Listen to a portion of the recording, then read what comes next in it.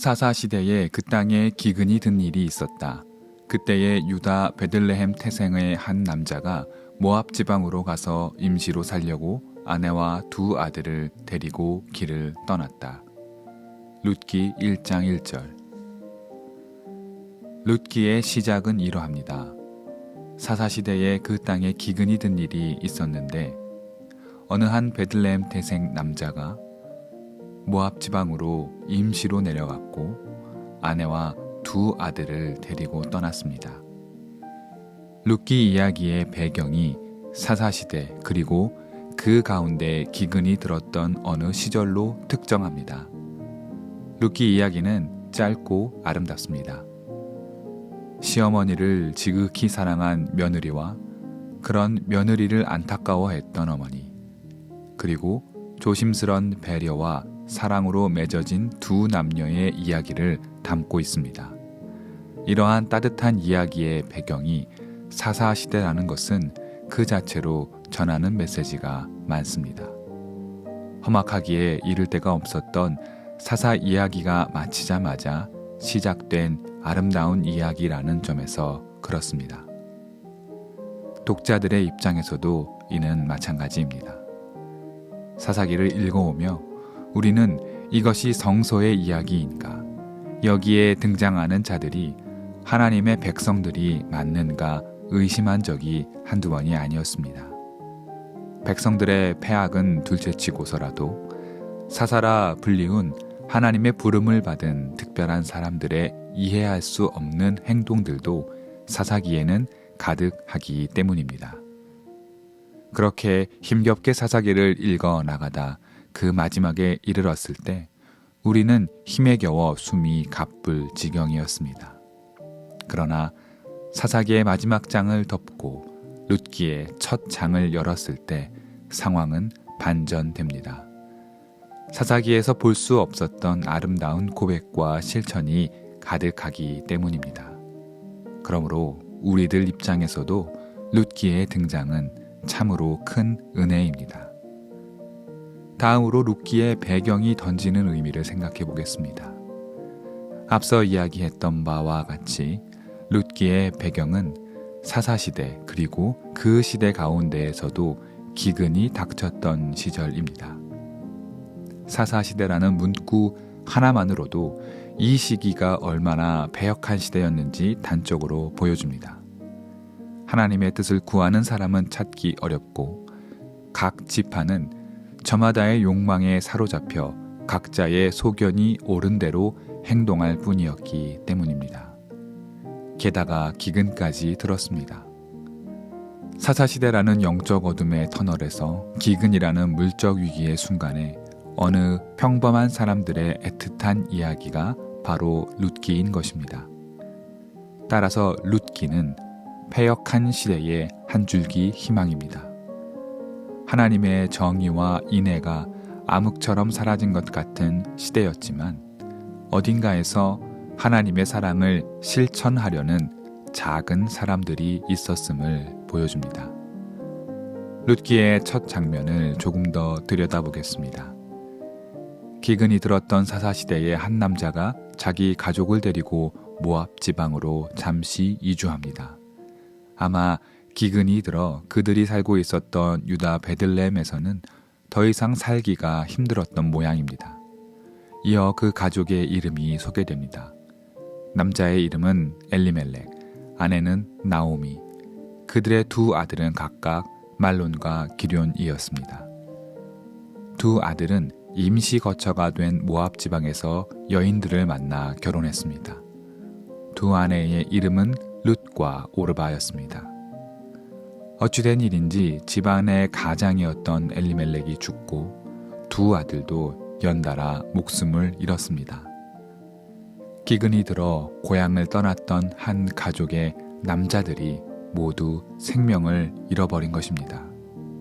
마치 이야기 욥기의 현실판 같은 장면입니다. 하지만 세 여인은 서로를 의지하며 이 기근의 시대를 버티어냅니다. 시간이 흘러 고향 땅의 기근이 끝나고 풍년이 들었다는 복된 소식이 사람들의 입에서 입으로 전해졌습니다.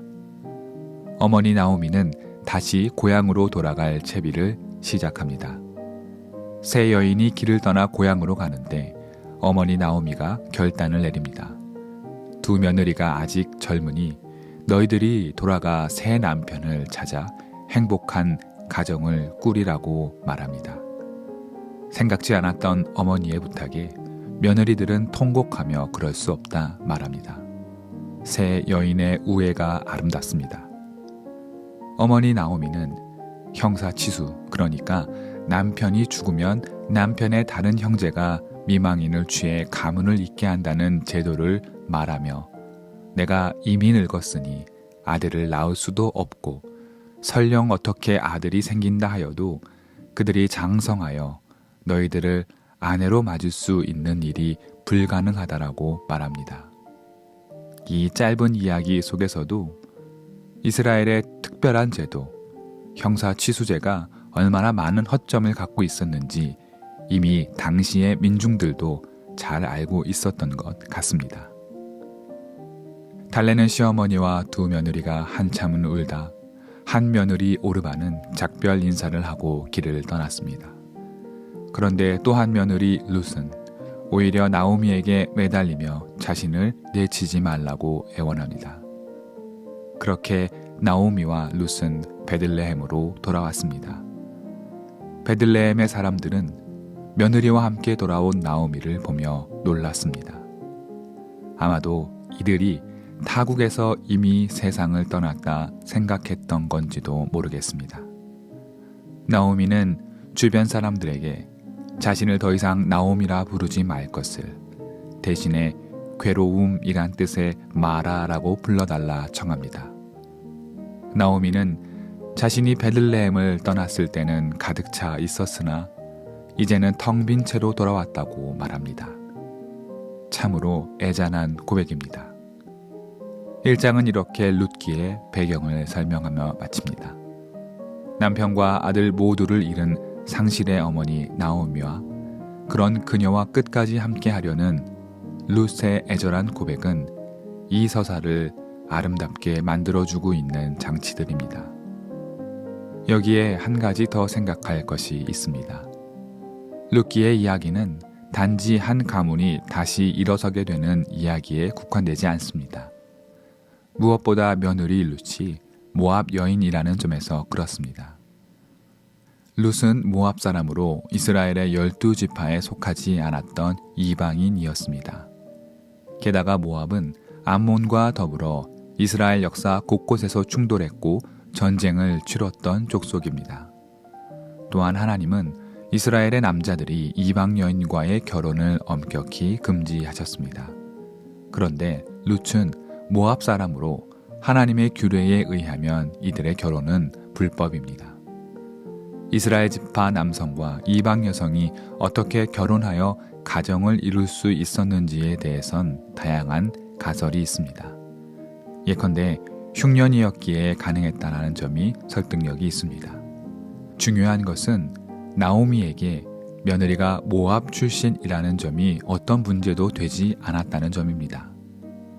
며느리가 이방 출신이라 해도 나오미는 마음을 다해 그녀를 아꼈고 진심으로 축복을 기원했습니다. 그리고 며느리 룻의 행동도 중요합니다. 우리가 잘 알고 있는 구절을 통해 룻이 말합니다. 나더러 어머님 곁을 떠나라거나 어머님을 뒤따르지 말고 돌아가라고는 강요하지 마십시오. 어머님이 가시는 곳에 나도 가고 어머님이 머무르시는 곳에 나도 머무르겠습니다. 어머님의 결례가 내 결례이고 어머님의 하나님이 내 하나님입니다.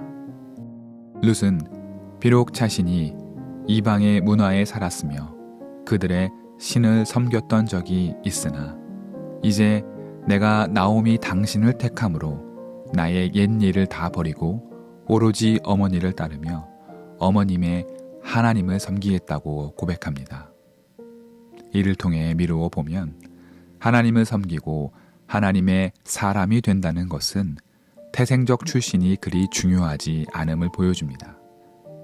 내가 비록 이방의 신을 섬겼던 과거가 있다 할지라도 그것을 모두 버리고 하나님을 택한다면 그 사람은 이제 하나님의 사람이 된다는 뜻이겠지요. 룻의 고백과 선택은 그녀와 그녀의 가정이 훗날 다윗의 조상 계보가 되는 중요한 분기가 됩니다. 사사시대의 아므람과는 대조적으로 아름다운 고백이 가득한 룻기는 여성들의 협력과 연대, 그리고 태생을 문제 삼지 않은 넉넉한 마음, 또한 하나님의 사람이 되겠다는 단단한 고백이 어우러진 아름다운 이야기입니다. 우리의 삶도 룻의 고백을 닮았으면 좋겠습니다.